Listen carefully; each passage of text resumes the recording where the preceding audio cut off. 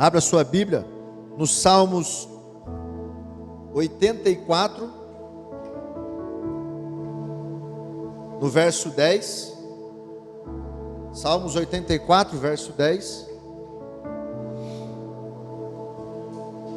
Nós vamos falar nessa noite de um dia que vale mais que 1000. Amém? Sabia que existe o dia que vale mais que 1000? Salmos 84, verso 10. Antes da gente ler esse salmo, eu pesquisei uma matéria na internet que saiu dia 29 de outubro de 2021. E ela fala assim: bancos vazios nas igrejas são uma crise de saúde pública. A participação religiosa promove intensamente a saúde e o bem-estar. Eu imprimi, trouxe, mas não vou ler tudo, vou ler só algumas partes que eu grifei, que vai encaixar na mensagem que nós vamos pregar. Os médicos que disseram frequentar cultos religiosos com regularidade, eles tiveram 29% menos chances de ficar deprimidos. E 50% menos chance de se divorciarem. E 5 vezes menos de cometerem suicídio. Interessante, né? Esses médicos que participam de cultos religiosos.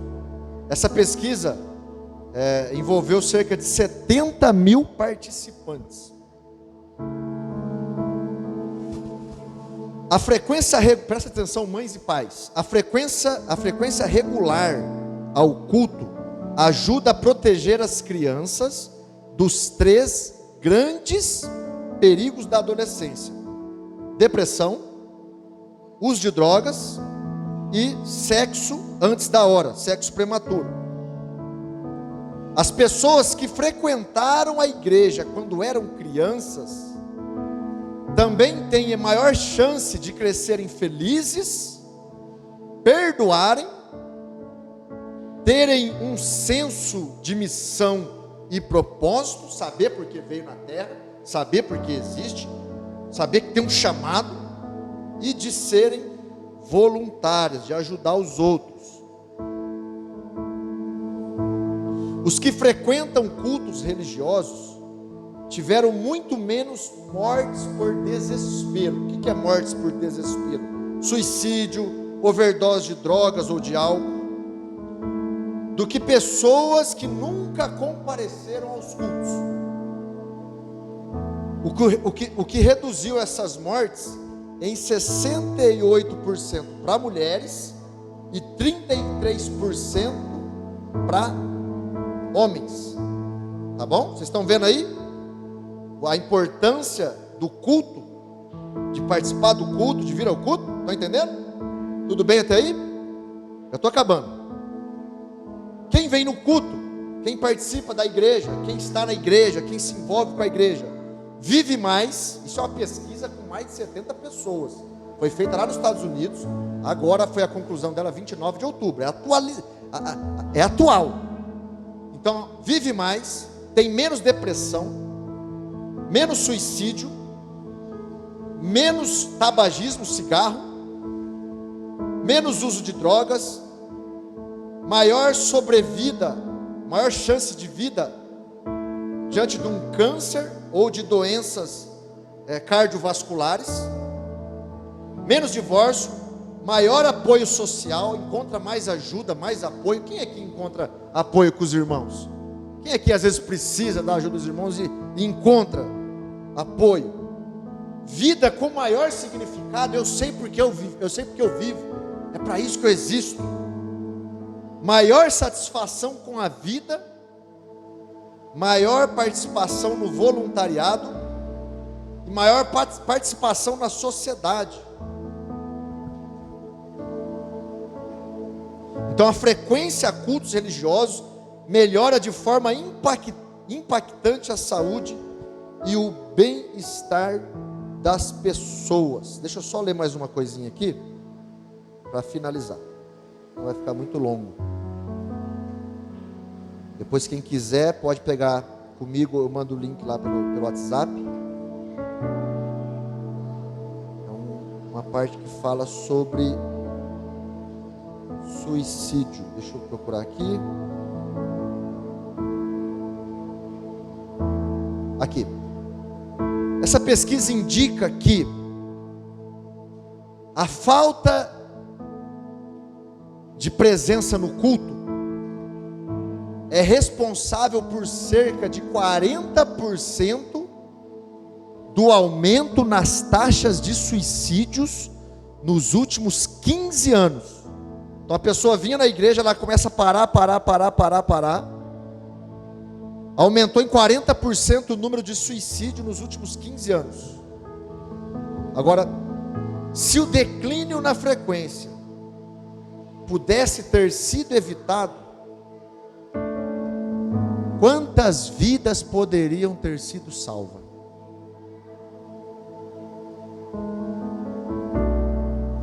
É uma pesquisa que eu peguei hoje. Como eu disse, ela é bem atual. Se você quiser pegar comigo, depois eu te mando o link no WhatsApp. Vamos ler a Bíblia? Salmos 84:10 diz assim: pois um dia nos teus atos vale mais que 1000. Prefiro estar à porta da casa do meu Deus, a permanecer nas tendas da perversidade. Numa versão com a linguagem mais contemporânea, com a linguagem mais parecida com a nossa, no dia a dia, fala assim: um só dia em teus pátios é melhor que 1000 dias em qualquer outro lugar. Prefiro ser porteiro da casa de Deus a viver na morada dos perversos. O escritor dos Salmos aqui, ele está falando que estar num ambiente como esse é melhor do que um dia estar aqui, é melhor do que estar 1000 dias em qualquer outro lugar. 1000 dias dá mais de 3 anos. Mais de 3 anos. Dá 1095, 3 anos dá 1095 dias. Dá quase 3 anos. O escritor, o salmista, ele fala que ele prefere estar ali na porta. Ele prefere estar na porta do pátio, na porta da casa de Deus, do que em qualquer outro lugar. Você que está no grupo lá do WhatsApp, você viu hoje uma mensagem, né? Você que não está, depois procura um dos obreiros para colocar você lá no grupo, a gente passar as informações, a gente manda versículos, a gente edifica, a gente compartilha coisas, a gente ora junto. Mas lá você viu a gente tentando incentivar, estimulando você a estar hoje aqui, a você participar do culto, né? A você vir se esforçar. De repente formou um tempo de chuva, e aí eu penso, eu não vou porque está chovendo, mas... E aí a chuva não veio, e nós estamos aqui, graças a Deus, glória a Deus por isso. Mas eu conversei com os obreiros, a gente estimular um ao outro a estar na igreja. Isso é uma pesquisa científica. Talvez, se tivesse alguém aqui que não tem fé nenhuma em Jesus, um ateu, ele iria acreditar, porque é uma pesquisa científica. São baseados em fatos, não apenas, não em fé. Nós queremos que a fé realiza o que ainda não existe, né? Mas o ateu, ele acredita em fatos, na ciência. Ele iria acreditar no que a gente acabou de ler, porque são dados científicos. E a Bíblia fala assim em Hebreus capítulo 10, no verso 24: e consideremos-nos uns aos outros para incentivar-nos ao amor e às boas obras. 25, não deixemos de nos reunir como igreja. Olha só o que a Bíblia fala. Segundo o costume de alguns. Tem gente que está acostumando, desde lá de trás, gente que estava acostumando a não congregar. Não preciso congregar, eu busco a Deus na minha casa, eu leio a Bíblia aqui na minha casa, eu vejo alguns vídeos no YouTube, eu edifico a mim mesmo, eu faço um culto aqui e pronto. E ele continua: mas encorajemo-nos. Encoraje um ao outro, ainda mais quando vocês veem que se aproxima o dia. Quantos creem que o dia da volta de Jesus está se aproximando? A cada dia que passa, está se aproximando a volta de Jesus. Então o escritor de Hebreus, ele fala isso, ó: encoraja o seu irmão, encoraja o seu colega, encoraja o seu vizinho, encoraja o seu familiar. Ó, tem culto. Fala para a sua criança: hoje tem culto, faz festa. É dia de culto, faz festa, para que ela cresça entendendo o que esse salmista entendeu, que estar um dia na casa de Deus vale mais do que 1000 dias em qualquer outro lugar. E ela vai crescer vendo você se entusiasmando com a igreja, com a casa de Deus, com a presença de Deus. E quando ela chegar na idade da razão, onde ela vai tomar as decisões dela por si própria, ela vai querer estar na casa de Deus. Encoraje uns aos outros, amém, queridos? Amém? Glória a Deus. Mas vamos lá, vamos voltar no texto. Pois um dia nos teus atos, o escritor do Salmo, tomado de alegria, compara estar na presença de Deus com todas as outras coisas que existem. Por quê? Ele era conhecedor dos benefícios de estar na casa de Deus, estar no pátio do templo. Ele preferia, porque ele sabia dos benefícios. Deixa eu te perguntar uma coisa: você sabe dos benefícios de estarmos num culto como esse, num lugar como esse? O que acontece num lugar como esse? Quem sai daqui renovado? Quem sai daqui com a fé animada? Quem entra aqui triste e sai alegre? Quem entra aqui pensando num problema que não tem solução, mas sai daqui em paz, leve, mesmo que o problema continue sem solução, aparentemente, sai em paz, leve, dorme tranquilo, faz igual o salmista: eu deito e durmo, porque eu sei que o Senhor cuida de mim. Eu deito e logo pego no sono. O salmista, ele sabia dos benefícios, e a gente sabe, nós sabemos dos benefícios de estar aqui. Quantos de nós não tiveram a vida mudada? Não é? Quantos de nós não recebeu milagres de Deus? Quantos de nós não era para estar vivo? Não era para estar aqui, irmãos. Você sabe da sua história, você conhece a sua vida. Quantos de nós recebemos coisas boas, renovo, curas? Quantos de nós andávamos sem esperança, mas agora temos esperança? Não é verdade? Quantos de nós? E são tantos os benefícios, e o salmista entende isso. Ele: é melhor estar lá um dia do que 1000 dias na balada, do que 1000 dias no churrasco, do que 1000 dias não sei aonde, do que 1000 dias não sei em qualquer outro lugar. Um único dia no santuário, um único dia era melhor do que 1000 dias em qualquer outro lugar. Algumas pessoas preferem estar na igreja a estar em qualquer outro lugar, mas nem todos pensam assim. Nem todo mundo pensa dessa forma. Queridos, a Bíblia fala a respeito dessa vantagem,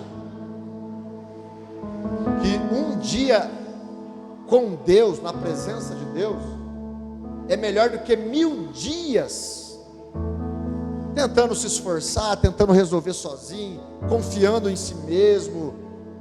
A Bíblia fala dessa vantagem, mas nem todos pensam dessa forma, nem todos preferem caminhar desse jeito, ou nem todos conseguiram enxergar que caminhar dessa forma é mais vantajoso. Talvez ainda fique, como se diz o ditado popular, né? Dando murro em ponta de faca. Sabe dos benefícios, sabe da vantagem que é andar com Deus, confiar no Senhor, mas continua dando murro em ponta de faca. Nós precisamos descobrir essas coisas. Nós precisamos saber o porquê. Se eu não penso desse jeito, se eu ainda não penso que estar na casa de Deus, estar na presença de Deus, é melhor do que 1000 dias em outro lugar, ou 3 anos em outro lugar, eu preciso entender o porquê que eu não estou pensando assim. Se eu conheço a palavra, se eu ouço a palavra, se eu sou batizado, se eu venho na igreja, se eu conheço esse texto que é tão conhecido, por que que eu não penso assim? O que está acontecendo comigo? Está acontecendo alguma coisa comigo? Não é possível, alguma coisa está acontecendo comigo.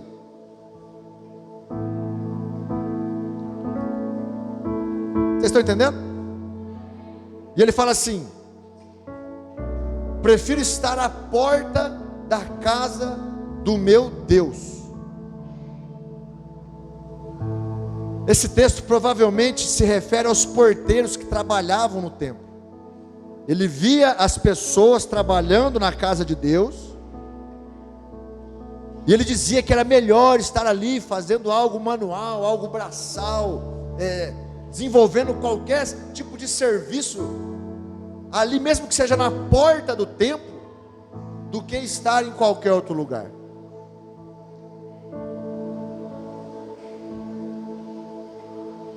Mas seria mais vantajoso um homem ter um trabalho manual no templo do que ser um príncipe, ou um governador, ou um prefeito, ou um presidente fora do templo. Nós precisamos contemplar as coisas de Deus. O que é contemplar? Contemplar é você observar algo por um período de tempo.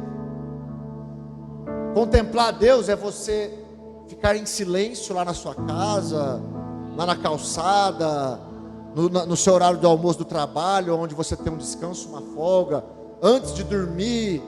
Contemplar, ficar meditando na grandeza de Deus, na glória de Deus. A Bíblia fala que no céu terão,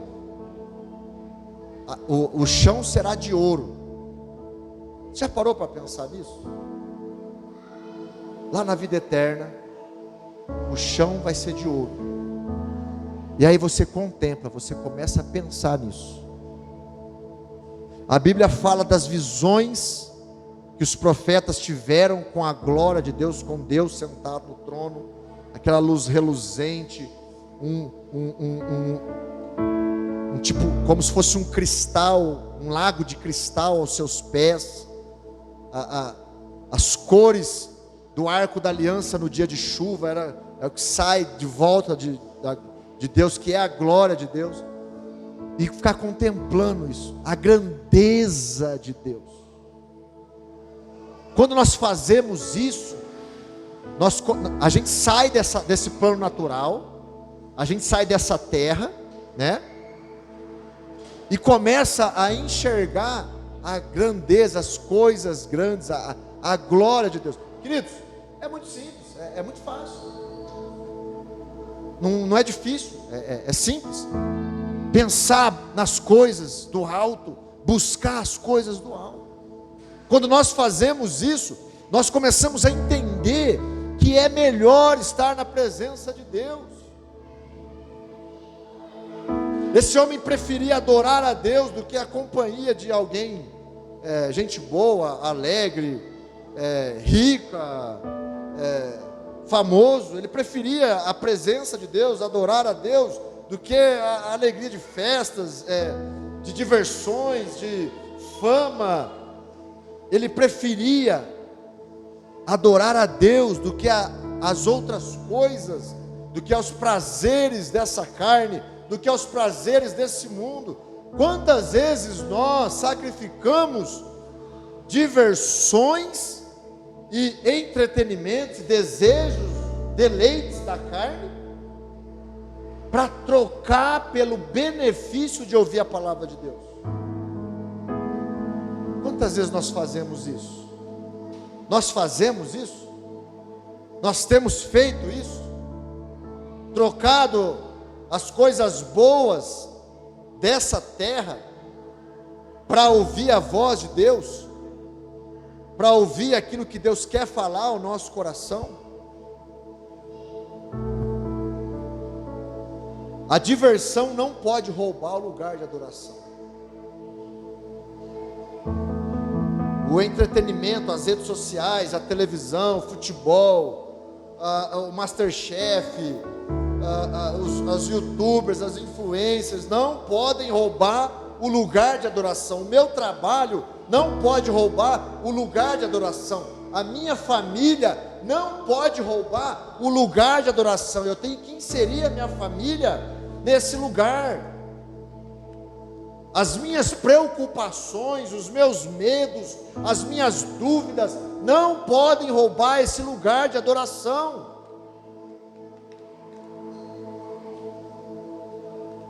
Prefiro estar à porta da casa do meu Deus a permanecer nas tendas da perversidade. Ele prefere.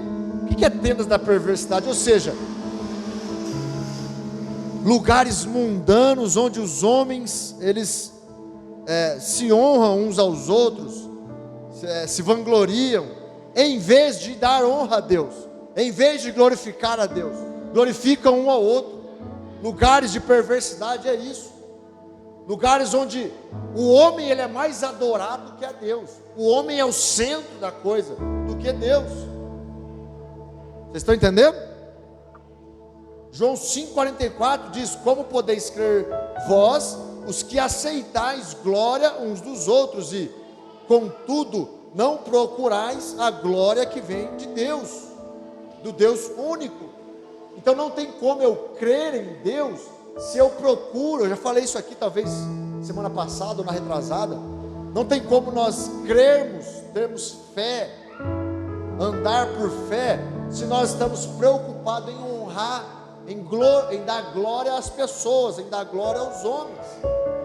A nossa preocupação deve ser em dar glória a Deus.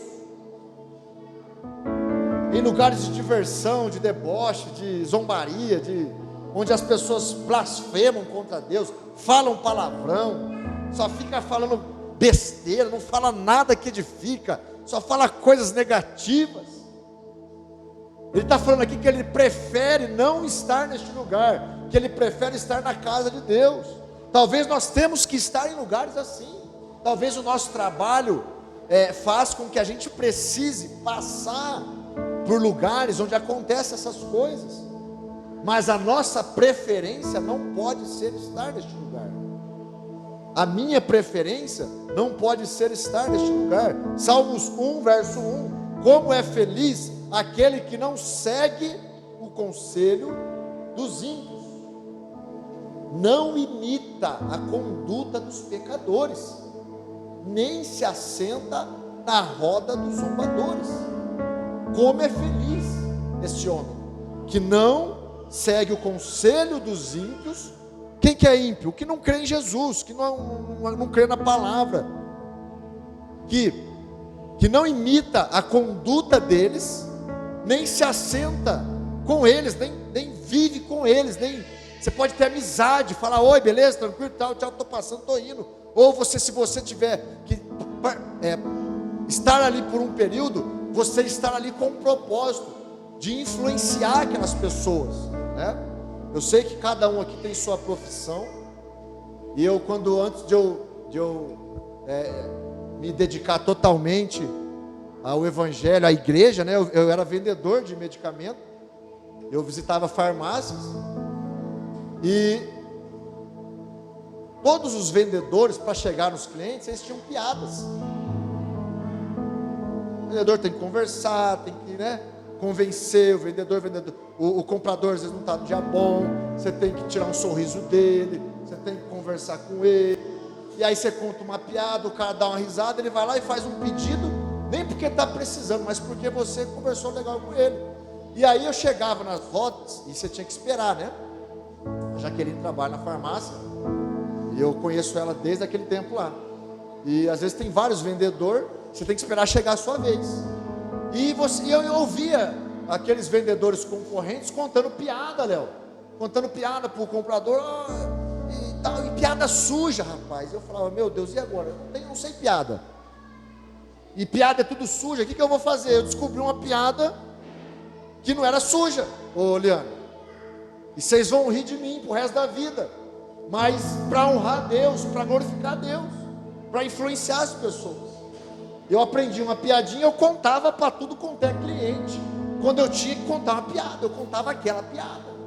E eles riam de dó de mim. E comprava, e Deus abençoava. Você está entendendo?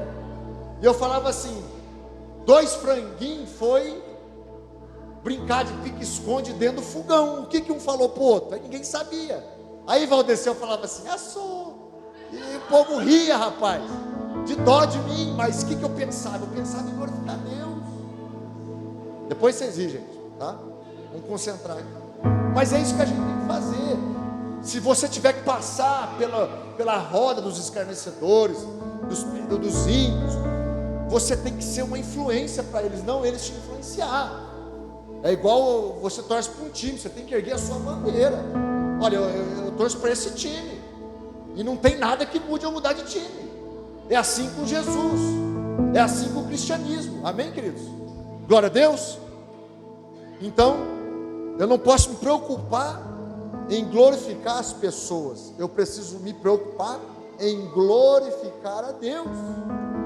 E queridos, isso depois eu fiquei bastante tempo no campo da venda, e no início muita gente riu de mim, mas depois me procuravam para orar por eles, me procuravam para explicar a palavra de Deus, porque Deus é fiel, Deus é fiel, Ele quer te usar onde você estiver, Ele quer usar a sua vida,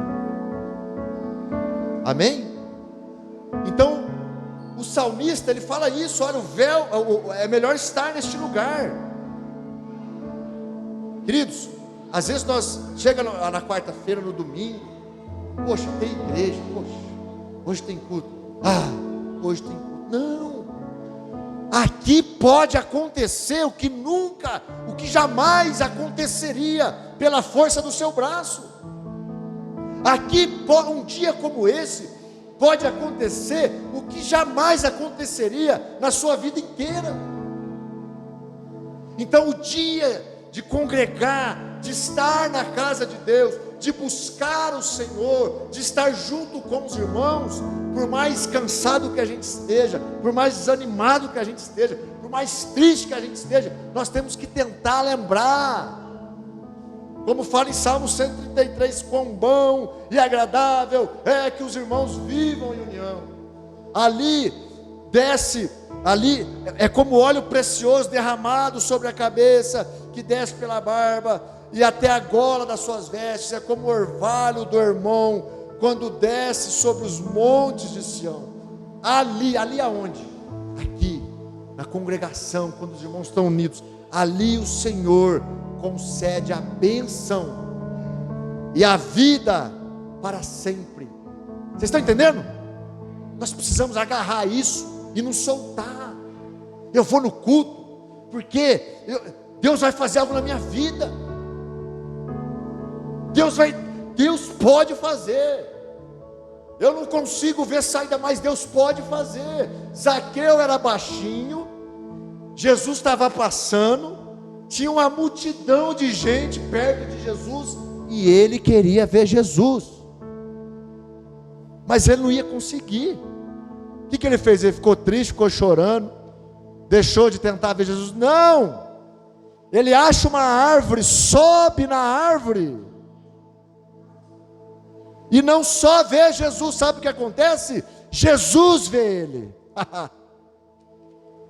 Queridos, quantas vezes eu chego num culto como esse, e eu oro, Senhor, eu quero ser como Zaqueu, olha para mim, me veja, não para pedir alguma coisa, às vezes sim, mas não para pedir alguma coisa, porque eu quero que ele olhe, eu quero adorar Ele, eu quero glorificar Ele. Sabe por quê, queridos, eu falo de não pedir? Porque eu sei, a Bíblia fala, que se eu seguir os caminhos de Deus, se eu obedecer a palavra de Deus, as bênçãos dele vão me seguir, vão me alcançar. Então, eu não preciso correr atrás da bênção. Se eu obedecer a Deus, elas vão me alcançar. Então nós temos que pensar como Zaqueu. Eu não sei, tem um monte de dificuldade, aquela multidão, um monte de problema. Eu estou desanimado, tem um monte de coisa. Eu preciso ir para casa tomar banho, eu preciso resolver. Não, eu vou do jeito que eu estou. Eu vou adorar a Deus. Depois eu tomo banho, depois eu resolvo. Deus pode fazer o que eu jamais conseguiria fazer num culto como esse. E não é por causa do pastor, Dani, é porque a presença dele está aqui. Onde tem 2 ou 3 reunidos no nome dele, ali ele está. É por causa disso. É por causa dele. Nós temos que pegar isso, não soltar e não largar. Amém, queridos? O véu se rasgou para entrar nesse lugar antes de Jesus, para passar do átrio, onde o salmista está falando aqui. Mais vale um dia nos seus átrios, no pátio, tinha o santo lugar, onde os sacerdotes, eles sacrificavam os animais para oferecer para Deus, para perdoar o povo, a expiação pelo pecado do povo. E depois tinha o lugar que chamava Santo dos Santos, ou Santíssimo Lugar, onde o sacerdote, uma vez por ano, ele tinha que entrar com roupa limpa, com a roupa toda especial que se usava naquela época, para arrumar, organizar, porque ali Deus vinha e abençoava com a tua presença. Então era um sacerdote, um homem que fazia isso pelo povo todo. Mas Jesus veio, se ofereceu como sacrifício para Deus. Deus aceitou o sacrifício de Jesus. Jesus santo, sem pecado, perfeito, irrepreensível, pagou os nossos pecados na cruz. Sabe o que aconteceu com esse véu? O véu foi rasgado de cima a baixo. Rasgou. Agora eu posso entrar na presença. Você pode entrar na presença. Você pode entrar na presença. Você pode entrar na presença. Nós podemos desfrutar da presença de Deus agora. Imagine só, antes da crucificação, 2 dias antes da crucificação, os judeus não sabiam o que era isso. Os judeus, o povo, os israelitas, o povo de Israel, eles não sabiam o que era isso. Eles nunca haviam entrado na presença de Deus. Eles nunca haviam entrado no Santíssimo Lugar. Mas quando Jesus morre na sexta-feira, quando ele é crucificado, acontece um terremoto na terra. A Bíblia fala isso. Acontece um abalo na terra, e o véu é rasgado de cima a baixo. Não tem mais véu. O sangue de Jesus nos purifica. Sabe aquela roupa especial que eu falei que o sacerdote tinha que ter? Sabe? Agora, quem é coberto com o sangue de Jesus, quando entra na presença de Deus, é como se Deus visse nós com aquela roupa especial. O sangue de Jesus é como essa roupa. É como se nos vestisse de branco perfeito, um branco mais branco do que a neve, mais branco do que o algodão, mais branco do que o leite, e entrasse na presença de Deus, e Deus olhasse: você é digno de entrar na minha presença. Não porque eu sou digno, mas porque o filho dele, que morreu no meu lugar e pagou o preço por mim, é digno. E agora nós podemos, queridos, entrar nessa presença, desfrutar desse lugar. Desfrute desse lugar. Salmos 16:11. Na tua presença há alegria completa, delícias para sempre. Olha só, está aí para nós. Você tem desfrutado dessa alegria completa? Você tem desfrutado dessas delícias? Talvez você está aí: pastor, mas o que é isso? Queridos, isso é para você. Existe isso, e isso é para você. Deus tem isso para você. Deus tem essas bênçãos para quem? Para você, para a tua família, para os teus filhos, para os teus netos, para toda a sua descendência. Irmãos, eu sou sobrinho de mulher que tinha prostíbulo. Meus tios morreu assassinado, de AIDS, jogado como indigente, primos presos. Mas quando eu encontrei Jesus, minha vida começou a ser transformada, e os meus sobrinhos, eu tenho 6 sobrinhos, os meus sobrinhos agora ele não está vivendo essa vida que os meus ancestrais viveram. Aconteceu algo na minha vida, e tenho certeza que está acontecendo na vida de muitos aqui. Agora a descendência, os meus sobrinhos, estão pegando isso, estão buscando a Deus, estão orando, estão lendo a palavra, estão compartilhando o versículo, estão tendo experiência com Deus, querem pregar o Evangelho. Isso é para você. Ande com Deus, busque a Deus, queira estar na casa de Deus. Queridos, eu vinha sozinho na igreja, e quando o pastor falava assim: agora você vai abraçar aí o seu familiar, vai orar junto com o seu familiar, vai lá, se você está sentado longe da sua família, vai lá e senta com alguém da sua família. Eu olhava para um lado, olhava para o outro, não tinha ninguém na minha família, mas eu pensava assim: não, mas eu vou ter uma família bendita, a minha família vai ser abençoada. O que eu não tive, né, por conta de vários fatores, eu não culpo meus pais, aconteceu, mas eu estou tendo a oportunidade, vai ser diferente.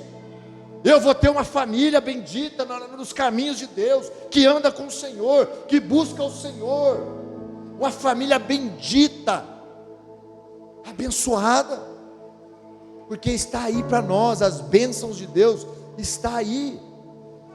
Salmo 133, a bênção e a vida para sempre. E sabe de uma coisa? Não foi você que escolheu Jesus, não foi você que escolheu isso, Jesus te escolheu, Jesus nos escolheu. Queridos, quem aqui já se sentiu que não foi escolhido por alguém? No futebol acontecia isso sempre, né? Os meninos aí que jogou bola, né? Quando você ficava por último a ser escolhido, você fala: puxa vida, fiquei por último na escolha. Mas quantas coisas na vida, né? Quantas áreas da nossa vida, às vezes a gente deixou de ser escolhido, ficou para trás, não fizemos parte da escolha de alguém. Mas o Deus que criou os céus e a terra, o Deus que te fez, que te ama, em João capítulo 15, verso 16, Jesus diz assim para os discípulos: vocês não me escolheram, mas eu escolhi vocês para irem e dar fruto para mim. Jesus te escolheu. Jesus, você é escolhido de Jesus, do Deus Todo-Poderoso, Deus vivo, o único Deus que fala, que move, que escuta, que te toca, que é vivo, que relaciona com a gente. Você é escolhido de Deus, Deus te escolheu. Aleluia. Mas como assim nós podemos ter 1000 dias, a vantagem de 1000 dias, um dia na presença de Deus, para 1000 dias, como assim? Queridos, porque na nossa mente, nós não entendemos, nós somos humanos, e essa é a diferença. Eu e você somos humanos, e Deus é Deus, essa é a diferença, né? Pequena diferença, né? Um detalhe, nós somos humanos, Ele é Deus, Ele governa todas as coisas, inclusive o tempo. Salmos 90, verso 4, diz: pois 1000 anos aos teus olhos são como o dia de ontem que se foi, como a vigília da noite. Vigília são no mínimo 3 horas, é uma vigília, a vigília da noite. E para Deus é isso, 1000 anos aos olhos de Deus é isso para Ele. Em Mateus 6, 27, diz assim: quem de vocês, por mais que se preocupe, pode acrescentar um palmo à sua vida, ou uma hora à sua vida. Vocês estão entendendo aqui? Às vezes nós passamos o dia e falamos assim no final do dia: poxa vida, eu precisava que esse dia tivesse, ao invés de 24 horas, tivesse 25 horas, tivesse 26 horas. Eu precisava de mais tempo para resolver um problema, para acertar uma situação, para fazer um trabalho, para alguma coisa. Eu precisava ter mais tempo com alguém, eu precisava ter mais tempo. Agora presta bem atenção. Deus, Ele governa o tempo. Nós, por mais preocupados que estejamos, nós não conseguimos acrescentar um palmo na nossa vida. Uma hora, nós não conseguimos acrescentar.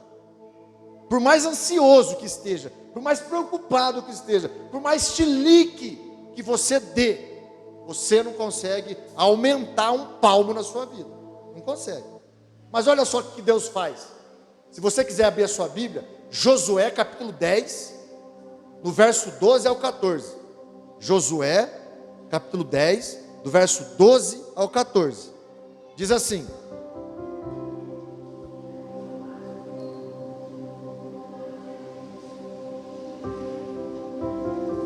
então Josué falou ao Senhor, no dia em que o Senhor entregou os amorreus nas mãos dos filhos de Israel, e na presença dos israelitas, ele disse: sol, detenha-se em Gibeão, e você, lua, pare no vale de Aijalon. E o sol se deteve, e a lua parou, até que o povo se vingou de seus inimigos. Ora, isso não está escrito no livro dos justos? O sol se deteve no meio do céu, e não se apressou a pôr-se por quase um dia inteiro.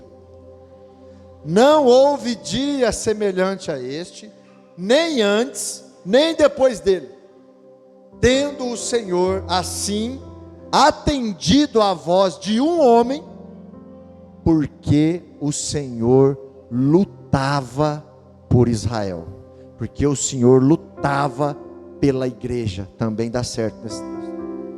O Senhor luta pela igreja, o Senhor luta pelo seu povo. Um homem orou a Deus, porque estavam travando uma batalha, e se escurecesse, os inimigos, eles eram especialistas em batalhas noturnas. Mas se continuasse claro, se não anoitecesse, o povo de Israel iria vencer. Estava vencendo e iria continuar vencendo. Então esse homem ora, e Deus para o tempo. E talvez você está aí me ouvindo, fala: pastor, isso aí já é demais, né? Deixa eu te falar uma coisa. Igual aquela pesquisa científica, se você jogar aí no Google, falha na órbita da Terra, os cientistas descobriram uma falha na órbita da Terra. A Terra, ela gira certinho todo ano, todo dia, bonitinha, porque ela é presa como se fosse uma corda, e não solta dali, uma corda super forte, e não solta, ela roda certinho todo esse tempo. Deus criou assim. Só que os cientistas descobriram nessa órbita que há uma falha, que há um espaço, um vácuo, há um buraco. E sabe o que acontece? Eles não sabem explicar o porquê que tem essa falha. Ô Wagner, não sabe. Por quê? Porque Deus parou o sol, os israelitas vencerem a batalha. Porque Deus luta pelo seu povo. Então quando você vem na presença de Deus, quando você para tudo que você está fazendo para buscar a Deus, você está fazendo muito mais do que você poderia fazer sozinho. Amém, queridos? Não é bonito isso? Não é lindo isso? Eu não posso fazer, eu paro, vou buscar Deus. Deus, O Senhor me conhece, o Senhor sabe que eu sou limitado, o Senhor tem todo o poder, o Senhor pode fazer, o Senhor é poderoso para fazer, e a tua palavra fala que o Senhor luta pelo seu povo. Eu faço parte do teu povo, eu faço parte da tua igreja, eu confio nos teus braços. Deus, faz por mim, Deus, vai na minha frente, Deus, seja feita a tua vontade. Jesus foi o nosso exemplo, queridos. Jesus, quando chegou a hora de passar pela crucificação, ele é angustiado. O que ele fala? Senhor, se possível, passe de mim esse cálice, mas que não seja feita a minha vontade, mas a sua vontade. Queridos, estar na presença de Deus é estar em vantagem. Você pode dizer isso? Estar na presença de Deus é estar em vantagem. Aleluia, glória a Deus. Salmo 104:4 diz assim: fazes a teus anjos ventos e a teus ministros labaredas de fogo.